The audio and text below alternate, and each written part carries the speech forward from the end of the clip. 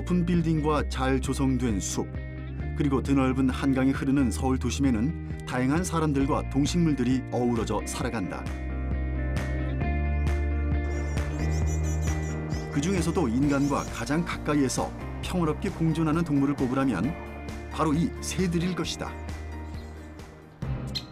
그런데 숲속에서 살아가던 새들이 언제부턴가 아파트와 빌딩 숲으로 조금씩 들어오기 시작했는데, 번식을 위해서 빌딩 숲으로 들어가는 거예요. 그 목숨을 담보로.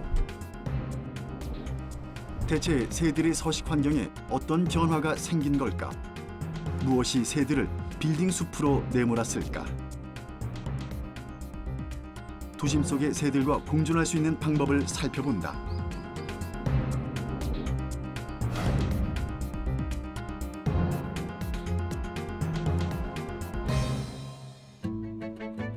사람이 살아가는 도시. 도시의 높은 고층 건물 사이에서도 푸른 녹음이 우거진 숲과 공원들을 찾아볼 수 있다. 이곳에서 사람들은 바쁘게 달리던 일상에서 벗어나 잠시 마음의 여유를 찾곤 한다. 다양한 동식물들이 어우러져 하나의 생태계가 조성된 이곳은 새들이 서식하기에도 안성맞춤이다.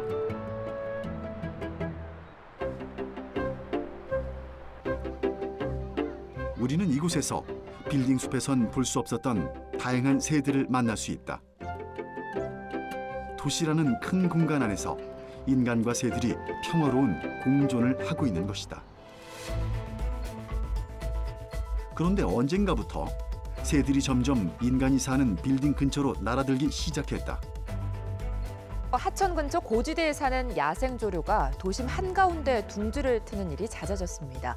신기하고 반갑기도 하지만 한편으로는 새들이 서식할 수 있는 환경이 갈수록 줄어들고 있다는 뜻이어서 안타까움도 큽니다. 최근 고층 아파트 베란다에 천연기념물 황조롱이가 알을 낳고 부화를 했다는 소식이 자주 들리곤 한다. 황조롱이는 왜 고층 아파트까지 날아오게 된 걸까? 황조롱이는 이런 바이팀이라든가 바이런스에서 둥지 트여야 되는데 없지 않습니까요? 그러니까 제일 좋은 곳이 뭐냐? 아파트 베란다죠. 그리고 아파트 베란다라서 다 번식하는 건 아니에요. 새들도 자기가 여기서 내가 번식했을 경우에 먹이 사슬이 용이하고 그다음에 새끼가 부화됐을 적에 이석이 좋은 장소를 택하다 보니까 아파트 베란다. 그래서 많이 번식하고 있는 거죠. 도심 속의 빌딩 숲 사이에 보금자리를 만들고 알을 낳아 새끼를 기르는 새들이 매년 늘어나고 있다. 시끄럽고 위험하기까지 한 빌딩 숲에서의 산란. 대체 새들은 왜 이런 선택을 한 것일까?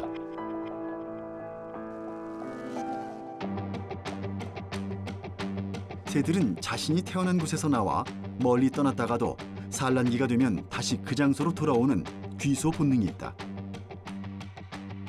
하지만 개발로 인해 하루가 다르게 변해가는 도심은 새들의 서식지마저 앗아가 버렸다.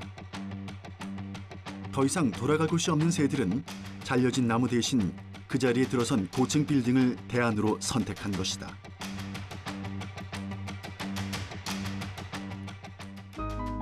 하지만 빌딩 숲에서 새들과 인간의 불편한 동거는 수많은 문제들을 야기시킨다. 새의 배설물로 인해 피해를 본 차량들의 민원 신고가 빈번해졌고,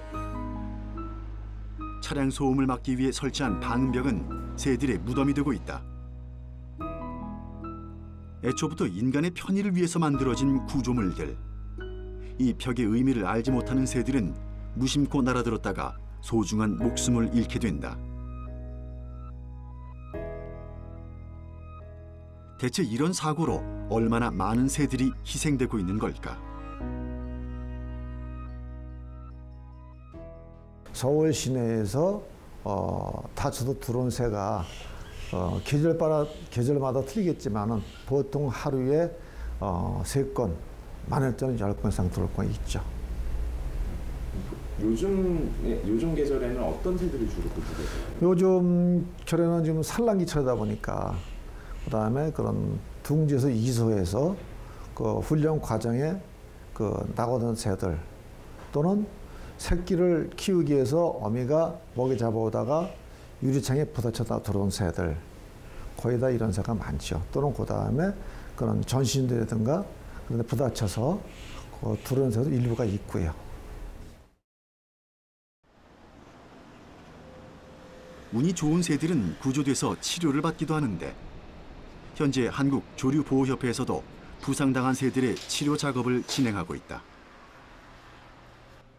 내부엔 다양한 종류의 새들이 케이지에 격리돼서 보호되고 있는 중이다. 더운 날씨에 샘을 찾지 못해 탈진으로 쓰러져 있었다는 어치는 이제 제법 기운을 차렸다. 이소 과정에서 어미와 분리된 천연기념물 황조롱이는 아직 야생으로 돌아갈 충분한 준비가 되지 못했다.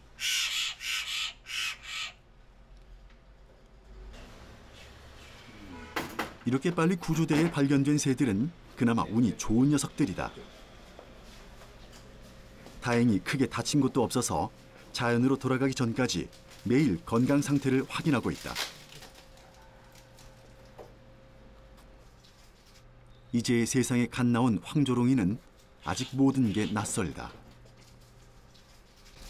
성동구청 그 관내에서 들어왔어요. 들어왔는데 이 올해 이제 이 새끼 새인데 유조인데 땅에 떨어진 거 주민들이 신고해가지고 그래가지고 이제 저희가 가서 구조해가지고 와서 지금 보호했는데 한 15일 정도 크면은 자연으로 보내야지.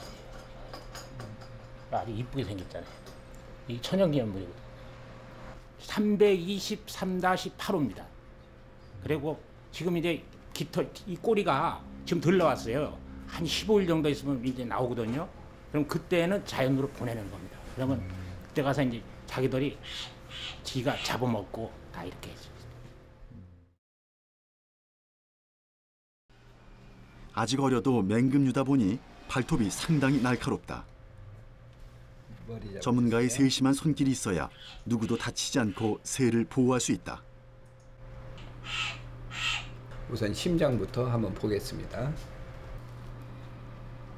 현재는 물론 우리가 이렇게 잡고 이렇게 포획하고 있기 때문에 상당히 얘는 불안하죠. 불안한데 그러나 들어왔을 당시보다는 상당히 안정된 그런 맥박이 이렇게 뛰고 있어요. 그다음에 보면서 이제 숨결도 이렇게 볼 수 있는데 기관이나 폐 이런데 숨결은 상당히 좋은 편입니다. 현재로 봐서는. 문제는 황조롱이가 현재 아무것도 먹지 않는다는 점이다. 낯선 환경으로 긴장한 탓인지 먹이를 일체 거부하는 녀석. 할 수 없이 주사를 통해 영양 공급을 하고 있는 상황인데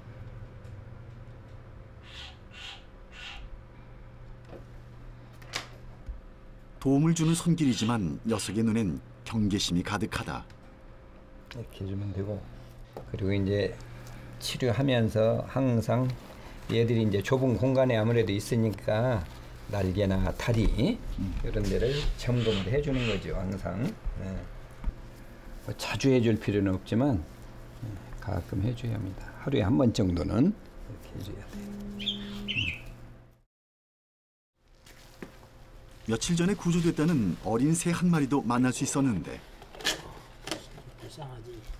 근데 그거는 무슨 새예요? 아, 요건 비둘기 유조 새끼인데 이게 지금 저 주택가에서 뭐 아파트나 이런 데서 이 떨어져가지고 그래서 이제 신고해가지고 들어온 새인데 이 사실은 어미 곁에 있어야 돼요. 얘들은 왜냐면 비둘기는 땅 특징이 유조 때 이후에 얘들을 개새김질 해가지고 먹이 주는 거거든요.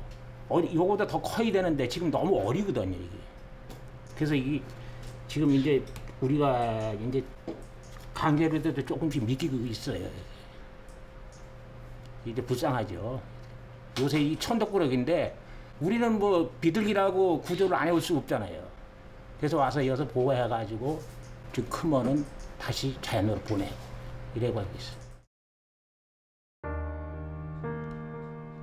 어미를 잃고 무리에서 낙오됐다는 비둘기 유조. 세상 밖으로 나가기도 전에 시련이 닥쳤다.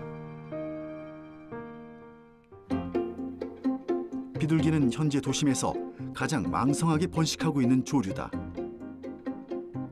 빌딩 숲에 완벽하게 적응한 뒤로는 엄청난 번식력을 자랑하며 지금은 천덕꾸러기가 돼버렸는데,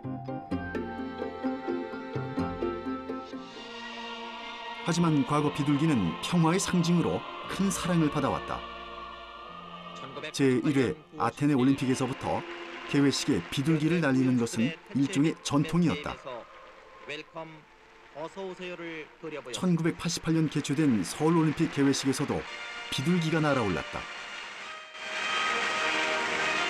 제24회 대회를 상징하는 2,400마리의 비둘기가 날아올라 평화의 축제 분위기를 한껏 돋구었습니다.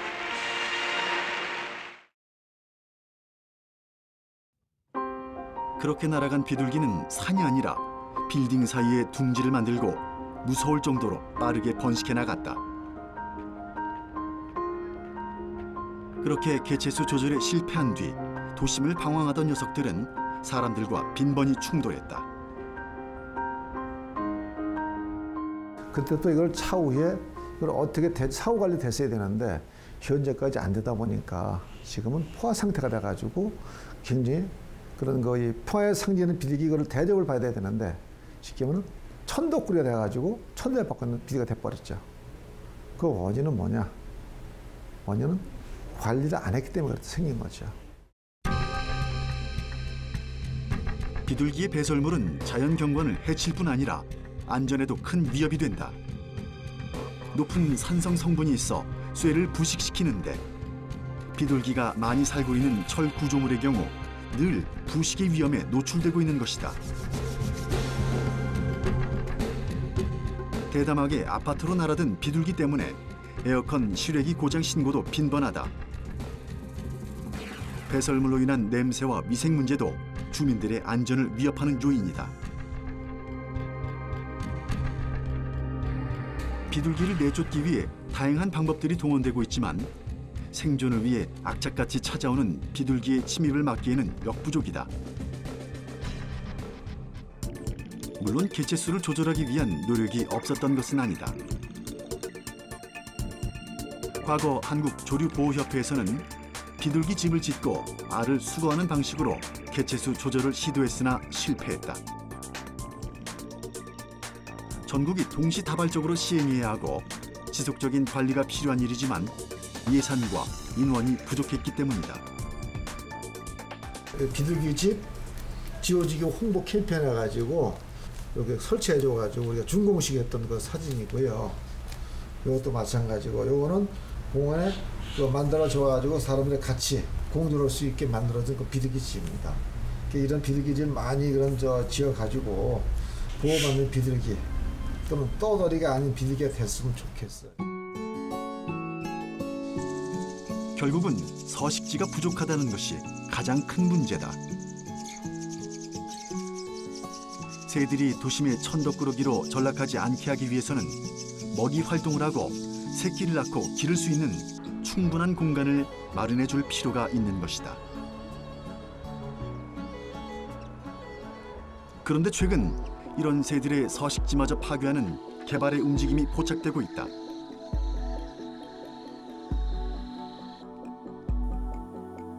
제작진이 찾아간 곳은 경기도 파주의 한 마을. 인근에서 오래도록 다양한 새들을 연구하고 보호해온 꾸룩새 연구소 정다미 소장을 만났다. 그녀는 제작진을 근처 구릉지대로 안내했는데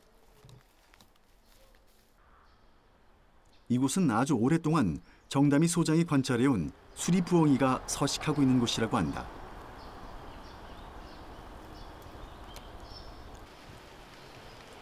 절벽 틈 사이에서 졸고 있다는 수리부엉이. 맨눈으로 식별하기가 쉽지 않았는데 카메라 렌즈를 당겨 자세히 들여봤더니 절벽 틈에서 쉬고 있는 수리부엉이가 눈에 들어온다. 근데 지금 한 거의 20년 넘게 왜냐면 이 마을 주민분 중에 이장님이 계시거든요. 그 이장님 어렸을 때 제 알을 꺼내 드셨다는 소문이 돌더라고요. 한 20년 정도 더 된, 그 정도 계속 오랫동안 살고 있는 애들 같아요. 네. 계속 오래 살아왔고요. 제가 초등학교 때부터 봤으니까 제가 본 것만 해도 거의 10여 년 정도? 네. 절벽 아래에 선 수리부엉이가 꾸준히 먹이 활동을 해온 흔적들을 발견할 수 있었다.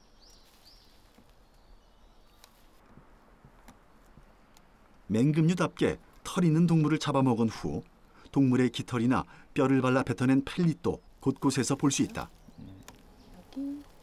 바닥에 지금 펠릿을 토한 걸 볼 수 있어요. 여기. 주로 여기서 쉬면서 펠릿을 토했다는 걸 알 수 있거든요. 네. 그만큼 여기가 얘들한테 서식 환경이 좋다는 얘기인가요, 그러면? 그럼요. 네, 서식 환경도 좋고 이 주변에 먹이가 굉장히 풍부하거든요. 지금 보면은 이건 지금 쥐를 먹은 건데 쥐 아래 턱뼈도 보이고요. 들쥐류를 먹은 것 같은데 이 주변에 뭐 꿩, 뭐 메토끼, 쥐, 뭐 되게 다양한 동물들이 수리부엉이한테 먹힘을 당했거든요. 네. 그래서 이런 펠릿을 보면 부엉이가 어떤 먹이를 먹었는지를 알 수 있어요. 지금 되게 많이 떨어져 있는 걸로 봐서는 최근에도 먹이 활동을 했다는 걸 알 수 있어요. 지금 여기도 지금 떨어져 있고 여기.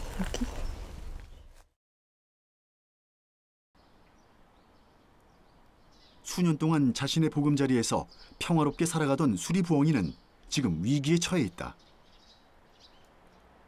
절벽 주변으로 대규모 개발공사 허가가 떨어진 것이다.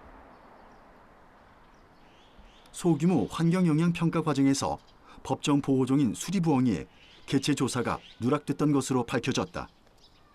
지금 이 부엉이가 살고 있는 이 바위 절벽 꼭대기에 전망대와 뭐 산책로가 조성이 되고 이 반대편에 거의 뭐 음식점이나 다양한 체험 시설들 엄청난 거의 200억 규모라고 하더라고요. 어마어마한 그런 공사가 예정이 되어 있는데 그쪽에서 하는 말은 이 부엉이가 살고 있는 요 부분만 원형 보전지구로 보전을 하면 된다고 이야기를 하고요. 그리고 심지어 새를 관찰해온 전문가들조차 하는 말이 얘네는 이 아파트 공사를 시작할 때도 그 엄청난 소음에서도 얘네는 견뎌온 아이들이다. 견뎌온 애들이기 때문에 발파 작업을 하고 여러 가지 공사 작업을 해도 부엉이는 계속 살아갈 것이다. 이렇게 말을 하고 있는 거예요. 그래서 부엉이가 처한 위기가 심각하다는 것을 느끼고 네, 지금 보호를 하기 위해서 많은 노력들을 하고 있는 상황이에요. 천적의 위협이 없는 한 한 번 정한 서식지를 잘 바꾸지 않는다는 부엉이. 그래서 녀석들은 서식지 주변으로 아파트가 들어서거나 공사장 소음이 들려와도 꾹 참고 살아간다. 부엉이가 별탈 없이 번식하는 모습을 보고 서식지 주변 개발이 문제가 없다고 주장하는 사람도 있다. 전문가들은 이것은 지극히 인간 중심적이고 성급한 판단이라고 지적한다. 과연 어떤 생명체가 자신이 살고 있는 집 바로 뒤에서 대규모의 공사가 이루어지는 것을 반길 수 있을까? 게다가 보금자리를 제외한 나머지 공간이 인간을 위한 전망대와 산책로로 바뀌면 수리부엉이가 먹이를 찾을 수 있는 공간은 사라지고 만다. 부실한 환경평가로 인한 개발 열풍은 서울 근교 곳곳에서 불고 있다. 제작진이 찾은 곳은 경기도 고양시의 한 마을. 꾸준히 근처 산왕산의 새들을 모니터해왔다는 교사 박항재 씨를 만났다. 그가 제작진을 이끌고 간 곳은 증축을 앞두고 있는 골프장이 훤히 보이는 언덕인데 개발 논란이 일고 있다. 바로 아래쪽이 현재 골프장이 운영되고 있는 9홀짜리 골프장입니다. 지금 현재 9홀인데 9홀을 추가해서 18홀로 확장한다는 거거든요. 그래서 그 공사 계획이 잡혀 있습니다. 산왕동은 자연 촌락 형태의 마을이 유지돼 왔다. 하지만 근처에 골프장이 건설되면서 환경이 변하기 시작했다는데 계획대로라면 증설될 골프장과 주민들의 집터가 거의 맞닿게 된다. 이대로 환경 파괴가 가속화되면 새들의 서식지도 위협받는 상황이다. 2007년에 국립환경과학원에서 조사된 자료를 보면은 무려 52종이 조사가 되었습니다. 그 조사된 이후에 2007년에 보면은 그 사업자 측에서 환경 영향평가 조사한 자료 보면은 거의 반 가까이 줄었거든요. 그리고 그 이후에 지금 2010년 넘어서 환경 영향평가 조사의 자료를 봐도 18종, 17종이기 때문에 상당히 지금 그 종수가 떨어지고 있다고 볼 수 있습니다. 저희가 이제 조사를 했을 때도 지금 현재 34종이기 때문에 그것도 2차에 걸쳐서 조사된 자료 속에서 34종이기 때문에 지난 2007년에 조사된 자료하고 비교했을 때 상당히 종수가 줄었다고 볼 수가 있습니다. 급속한 산업화 과정에서 지역 개발은 선택이 아닌 필수가 되어왔다. 주변 환경과 그 속에서 살아가는 수많은 생물들의 희생을 통해 길이 닦이고 건물들이 세워졌다. 물론 공공의 이익을 위해 꼭 필요한 개발들도 존재한다. 하지만 자연 환경을 훼손하고 인근 주민들의 삶의 터전과 새들의 서식지를 파괴하는 개발이 과연 누구를 위한 것인지는 철저하게 따져봐야 할 일이다. 지극히 개인적인 여가 활동이 새들과의 공존보다 더 중요한 일일까? 새들이 살 수 있는 조건은 숲이 있어야 되고 물이 있어야 됩니다. 근데 숲은 갈수록 나무가 베어지면서 사라지고 있고 물은 여러 가지 문제로 인해서 오염되고 있어서 새들이 안심하고 살 수 있는 공간들을 잃고 있습니다. 그래서 제가 생각했을 때는 그 새와 사람들이 함께 살 수 있는 길은 가능하면 자연 그대로 보존하는 길이라고 생각합니다. 어쩔 수 없이 개발을 해야 되는 경우에는 정말 시민들이 충분히 상식적으로 합의할 수 있는 수준에서 하고 가능하면은 이 도시만의 자연을 그대로 보존하면서 같이 공존했으면 좋겠습니다.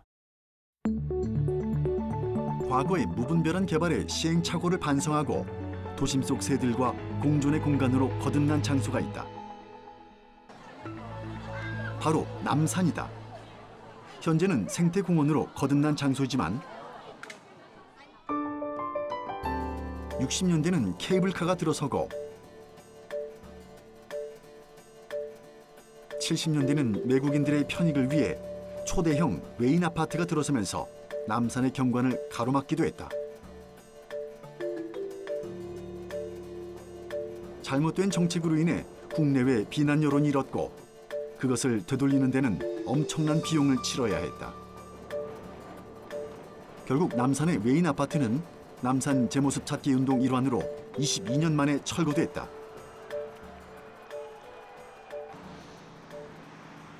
그리고 그 자리에 생태공원이 들어선 것이다.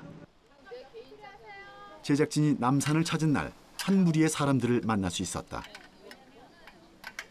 이른 아침부터 분주하게 채비를 한 이들은 숲 내부로 발걸음을 옮겼는데 모두 새를 관찰하기 위해 모였다고 한다.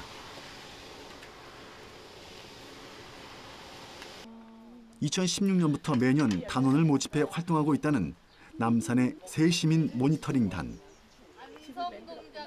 이들은 전문가와 동행해 새들을 관찰하고 그 결과를 기록한다. 이제 2년 정도 활동했지만 상당한 성과를 거두고 있다는데. 이곳에 많은 이제 생물들이 살고 있는데 어떠한 생물들이 정말 얼만큼 다양하게 살고 있는지 그것들을 시민들과 함께 모니터링하는 그런 일환으로 조류 모니터링을 갖다가 계획을 했습니다. 그래서 작년에 저희가 시작을 했고요. 시민 모니터링단을 뽑아서 1기 선생님이 배출이 됐고 그 와중에 1년 조사를 하면서 의외로 많은 성과가 있었어요. 샘의 번식이라든지 솔봉이 번식이 확인이 되었고요. 그 외에 많은 새들, 저희가 생각하는 것보다 더 많은 새들이 확인이 되었습니다. 제작진은 모니터링단과 동행하는 과정에서 다양한 새들을 관찰할 수 있었는데 참새나 비둘기가 아니라 조류 도감에서 볼 수 있을 법한 귀한 새들이 사람들 가까이에서 머물고 있었다. 먹이를 구할 수 있는 장소와 안심하고 쉴 수 있는 서식처가 있기에 새들이 매년 찾아오는 것이다.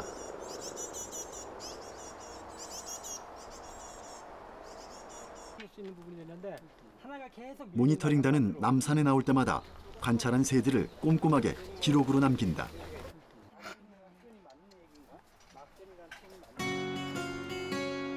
나무에 매달린 작은 구조물은 바로 인공 새집인데 야생 조류들을 불러들이는데 큰 공을 세웠다.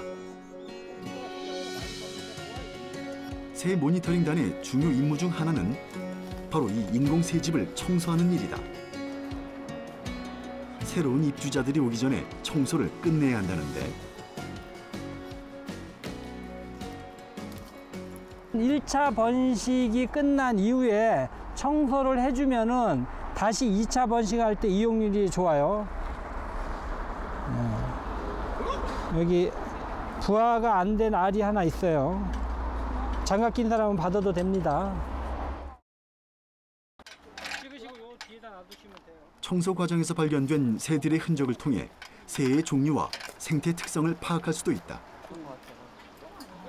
인간의 개입이 다소 불편하게 느껴진다는 의견도 있지만 새들의 생태 습성을 고려한 이런 작업들은 새들이 새로운 환경에 정착하는 데 오히려 도움을 줄 수 있다. 둥지 크기에 따라서 공간이 안 나올 수가 있어요. 무슨 얘기냐면은 1차 번식한 둥지가 있고 그대로 놔두게 되면 그 후에 폭에서 또 둥지를 짓거든요. 그러면 그 둥지 높이에서 구멍이 새가 노출될 수 있는 부분이 생겨요. 그래서 청소를 해주고 나면은 그 다시 둥지 재료를 하는데 그런 측면도 있지만은 약간 청결, 깨끗한, 지금 비가 안 와서 그렇지 비가 많이 오고 하면 습해져요. 그 안에가 약간 썩습니다. 그래서 지금은 건조해서 그런 부분 좀 그렇게 작용하지 않는데 비가 오고 이런 부분 영향에 의해서 습기가 차고 그러면은 이용을 안 하려고 하죠, 이들이 습한 데는. 이런 철저한 관리 덕분에 입주자들의 만족도가 높다. 새들의 높은 이용률이 바로 그 증거인데. 2차 번식. 그 위에다 새로 둥지 들어가고 알 2개 났어요. 네, 박새 같아, 박새. 박새. 참새 아니고 박새. 작년에 비해서 1차 번식이 훨씬 이번이 프로테지가 높습니다. 작년에 한 5, 60%였다면 지금 7, 80% 정도로 상당히 이용률이 높이 수치가 나오고 있고요. 아마 2차 번식까지 다 하고 나면은 뭐 8, 90%까지도 이용률이 생기지 않을까 그런 생각을 해보는데 일단 그거는 결과가 나와봐야 알겠죠. 인공 새집은 대규모 개발로 자연임이 소실돼서 둥지를 틀지 못하는 새들을 위해 1875년 독일에서 처음 고안됐다. 이후 새들의 번식과 산림 해충 방지에 효과가 나타나자 세계적으로 널리 전파가 됐다. 하지만 꾸준한 관리가 이루어지지 않으면 오히려 숲의 생태를 해치기도 해서 그 효용성에 의문을 제기하는 사람도 있다. 그러나 현재 남산에서는 인공 새집의 효과를 톡톡히 얻고 있다. 국립산림과학원은 홍릉숲에 인공 새집 10개를 설치한 뒤에 해충 구제 효과를 분석한 적이 있다. 그 결과 새집 한 가구당 1년간 평균 18만 7,500마리 해충을 먹어치우는 것으로 드러났다. 이 정도 수의 해충을 방제를 통해서 없애려면 대략 48만 원의 비용이 필요하다. 즉 인공 새집 한 개당 48만 원 정도의 방제 비용이 절감되는 것이다. 남산에 설치된 인공 새집들은 구멍의 크기가 여러 가지인 것이 특징이다. 덕분에 다양한 크기의 새들이 활용할 수 있다. 그러니까 좀 큰 새가 들어올 수 있는 부분이지. 여기서는 이제 솔봉이가 번식, 서쪽새 뭐 이런 애들 장소적으로 바뀌어지면은 원앙이라는 것도 들어갈 수 있고요.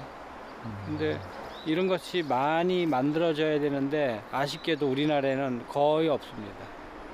우리나라는 인공새집이 다 구멍이 3cm 정도 크기의 과학세류가 번식할 수 있는 그런 인공새집만 다 설치되어 있는 것들이 우리나라 전국 현 상황이라고 볼 수 있죠. 그래서 구멍 크기를 다양하게 해주면은 그 구멍 크기에 맞게끔 거기에 찾아오는 새들도 있죠. 대형 인공새집 덕분에 천연기념물 솔부엉이도 무사히 번식에 성공하고 둥지를 떠나갔다. 출입구가 큰 인공새집이 꼭 필요한 새들이 있다. 곤줄박이의 경우는 구멍이 4cm 이상, 오색 딱따구리도 구멍이 5cm 이상이 돼야 자유로운 출입이 가능하다. 소쩍새, 찌르레기, 원앙 등도 크기가 맞으면 인공새집을 자신의 보금자리로 이용한다. 2016년까지 남산의 새시민 모니터링단 활동을 통해 확인된 새들은 소형 맹금류인 떼까치와 멸종 위기종인 새매를 비롯해 총 61종이다. 인공새집의 역할이 컸다.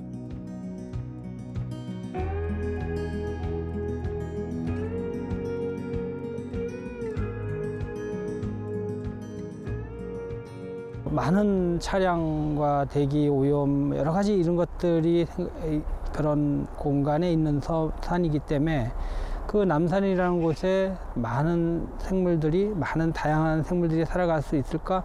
대부분이 아닐 것 같다 이렇게 생각을 많이 하죠. 그랬는데 상당히 많은 새들이 살고 있었고 또 실제 인공새집을 달아줘 봤더니 인공새집 이용률이 상당히 좀 높았어요. 다른 지역보다. 그래서 실질적으로 느끼는 것도 그랬지만은 실제 그 인공새집의 이용률도 높은 부분이 나타났죠. 인공새집을 달아주는 것 못지않게 중요한 것은 도심 속에서도 새들이 살아갈 수 있는 공간을 남겨두는 것이다. 제작진이 마지막으로 찾은 곳은 김포 한강 야생조류공원. 한강 바로 옆에 너른 들판이 펼쳐져 생태계가 고스란히 보존됐다. 아파트가 들판 저 너머에 조성되면서 새들이 살 수 있는 공간이 충분히 확보된 것이다. 이제 2001년도에 이제 김포 신도시가 발표되면서 이제 그 자연 환경이 굉장히 훼손되는 상황에 이르렀거든요. 그때 당시 여기가 이제 삼화재분에서 운영하는 그 농사를 짓던 곳이에요, 이곳이. 그런데 이 신도시에서 여기만 빠져 있는 이유는 나중에 그 개인이 이 농경지를 훼손시킬 수가 있거든요. 그래서 새들도 살 수 있게 이 농경지를 신도시 안에 집어넣어라. 그래서 야생조류공원을 만들어 달라. 그 새들의 터전으로. 그래서 LH공사하고 이제 협의를 해서 이 땅을 남기게 된 거죠. 활용 가치가 높은 땅을 새들의 서식지 보존을 위해 남겨두는 것. 당시로선 쉽지 않은 결정이었을 것이다. 하지만 덕분에 자연 환경이 고스란히 보존될 수 있었고 매년 수많은 철새들이 이곳을 찾고 있다. 곳곳에서 새 둥지를 발견할 수 있는데 심지어 거대한 간판 나무 틈 사이에 집을 지은 녀석도 있다.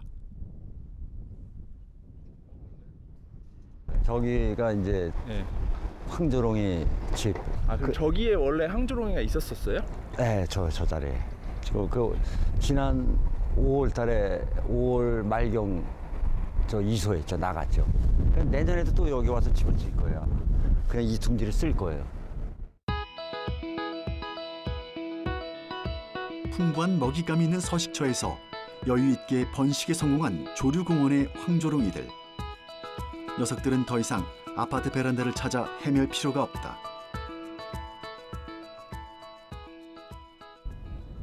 조류공원임에도 불구하고 상당수의 들녘에서 작물들이 재배되는 모습을 볼 수 있었는데 모내기가 끝난 논에서는 벼가 뿌리를 내리고 자리를 잡았다. 가을이 되면 황금 물결로 장관을 이룰 것 같은데 이 많은 곡식들의 주인은 누구일까? 농부들이 일부러는 심지 않는다는 매작이도 눈에 띈다. 오히려 농사에 방해가 된다고 없애는 풀인데 이곳에선 무성하게 자라있다. 사장님 여기는 어딘가요? 여기가 바로 나달 들녘이에요. 그 철새들을 위한 그 먹이터. 이게 이제 철새들을 위한 그 먹이터고, 여기 보면 이제 매자기를 여기 심어 놓은 거는 이제 구근류를 좋아하는 새들을 위해서 심어 놨고, 저쪽에는 이제 벼를 심은 겁니다. 그리고 그 옆에 칸은 물론도 만들어줘서 새들이 좋아할 수 있게. 그리고 이제 벼가 다 익으면은 그 벼를 수확해서 그대로 뿌려놓고 또 벼집 놓기를 해요. 그 새들이 좋아하는 습성을 그대로 고려해서. 그리고 이제 저 무농약, 그러니까 농약을 안 쳐서 새들에게 지장이 없게끔 다 배려를 해주는 거예요. 지금 이곳이. 지금 이제 주변에 그 한강하구를 내려오면서 보면은 주변에 그 농경지가 거의 다 사라지다시피 했거든요, 지금. 그래서 이제 먹이터를 마련해 주지 않으면 안 될 상황이 지금 도래한 거죠. 그래서 그 새들을 위한 먹이터 공간. 장소 선정부터 먹거리 제공을 위한 농사까지 곳곳에 새들을 위한 사람들의 배려가 눈에 띈다. 지금 이 매자기를 심어둔 이유는 앞으로의 가능성을 위해서 심어놨어요. 구근류를 좋아하는, 예를 들어서 저 제두름이라든가 게리가 먹을 수 있는. 그래서 이게 매자기, 바로 요 밑에 이제 구근이 있거든요. 이게 바로 게리나 제두름이가 좋아하는 그 구근 뿌리예요. 요 뿌리. 그래서 이제 그 지금은 현재 오지는 않지만 앞으로 그 제두름이하고 게리가 올 것을 생각해서 미리 이걸 갖다 파종해 놓은 거죠, 지금. 애들이 그 뿌리를 먹는 거예요? 네, 뿌리를 아주 선호하죠. 이제 물론 이제 벼 나달도 먹지만 이 구근 뿌리를 아주 좋아하거든요. 먹잇감이 풍부하다 보니 자연스럽게 철새들이 다녀간다. 여름에는 백로, 외가리, 민물 가마우지 등이, 겨울에는 제두름이 큰 기러기가 번갈아 이곳을 찾는다. 인간과 새들의 평화로운 공존. 어쩜 이곳에서라면 그리 어려운 일이 아닐지도 모른다.